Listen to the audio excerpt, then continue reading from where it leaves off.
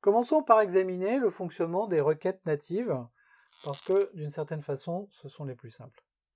Une requête, eh bien, c'est une chaîne de caractères. Donc on va créer une chaîne de caractères et de façon assez originale, on va l'appeler SQL, qui va consister à sélectionner le nombre d'éléments dans une table.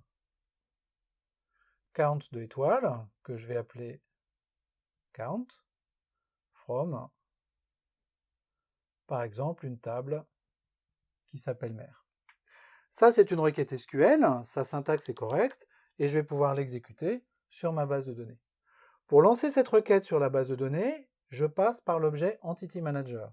Donc je vais supposer que j'ai un Entity Manager qui est prêt dans un coin et que je vais pouvoir utiliser. Et cet Entity Manager va me permettre de créer une requête native par la méthode createNativeQuery à laquelle je vais passer ma chaîne de caractères SQL. Et ça, cette méthode-là me retourne un objet de type query que je vais appeler query. Cet objet de type query, il porte la requête SQL et il va permettre de la lancer sur la base de données, de l'exécuter sur la base de données. Pour l'instant, le fait d'avoir créé cette requête ne fait aucune requête en base de données. Pour pouvoir exécuter cette requête, je vais devoir appeler une méthode particulière de cet objet query.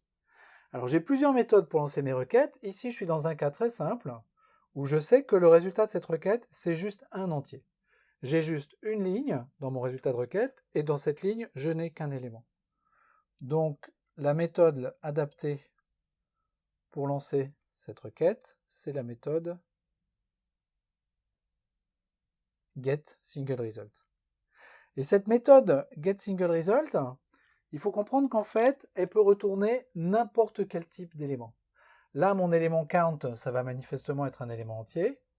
Mais si j'avais fait, par exemple, average ou quelque chose comme ça, j'aurais plutôt récupéré un nombre de type nombre à virgule, donc un double, ou un truc en virgule flottante. Ça aurait pu être une chaîne de caractères, une date, un booléen, vraiment toutes sortes de choses.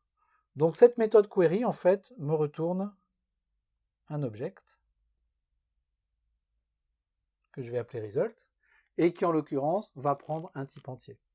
Alors est-ce que c'est un int, est-ce que c'est un long, est-ce que c'est un big integer, est-ce que c'est un big décimal? Ça, il faut regarder exactement. Malheureusement, ça dépend de l'implémentation de JPA qu'on utilise.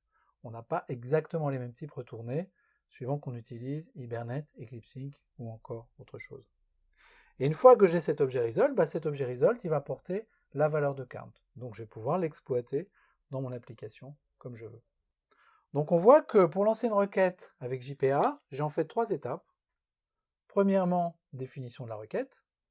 Deuxièmement, construction de cet objet query. Et troisièmement, exécution de la requête et récupération du résultat. Ces 3 étapes finalement sont un peu plus simples que ce que l'on faisait en JDBC.